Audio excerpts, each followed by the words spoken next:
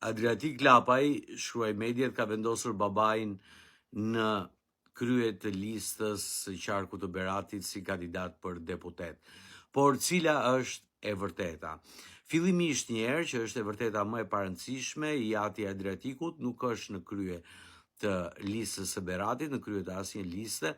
Ajo është një fletë para prake që ka dalë dhe është shpërndar në për media, por nuk është këtu thelbi. Thelbi është që kur pret që njerëzit e popullit ta kuptojnë se kodin zgjedhor shqiptar, të vjen keq dhe befasohesh se si media të rëndësishme nuk arrin ta kuptojnë thelbin e kësaj gjëje, të kësaj lëvizje politike.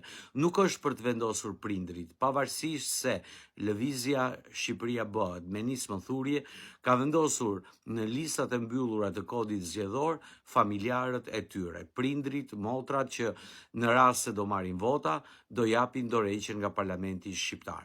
Kodi zgjedhor shqiptar, që është një lëmsh i cili do një master shkencor për ta kuptuar dhe shumë pak njerëz mund ta ketë qartë, parashikon, siç mund të keni dëgjuar në media, që ka lista të mbyllura dhe ka edhe lista të hapura.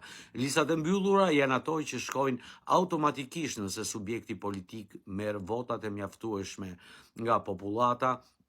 Ata emra shkojnë automatikisht në parlamentin shqiptar, pavarësisht se mund të marrin 0 vota. Marrin gjithë votat e kandidatëve të tjerë. Ndaj dhe Lëvizja Shqipëria bëhet për të zhbërë këtë lloj sistemi dhe që ka luftuar kaq shumë për të hapur listat për të gjithë deputetët, pasi është e padrejtë që një deputet që mund të jetë i 10 në listë merr 2000 vota më shumë se ai që është i pari dhe nuk del ai deputet, por del ai që ka vendosur kryetari, i ka vendosur emrin të parit në listë, del i pari, i dyti, sipas numrit të votave që marrin. Ndaj është bërë kjo manovër politike për të dhënë meritën çdo kandidati. Emrat e mbyllur të Shqipëria bëhet janë fiktiv. Pra nëse po marrim një qark X, votat janë, lista e mbyllur parashikon 4 emra, 4 deputet. Lista e hapur po parashikon 10. Këta të katërt do i marrin të gjitha votat. Duke vendosur emra fiktiv, Lëvizja Shqipëria bëhet, emra prindrish, ka bërë të mundur që dhe këta nëse marrin votat e gjithë lëvizjes, do japin dorëheqjen dhe nuk do marrin pjesë në parlamentin shqiptar, duke u hapur mundësi dhe rrugën këtyre të tjerëve që janë në lista të hapura. Dhe të gjithë kandidatët në lista të hapura janë kandidatët real, të vërtet, ata që dhe kush merr një vot më shumë se tjetri, del më përpara në renditje të hyrjes së deputetëve në parlament, nëse do jenë votat e mjaftueshme.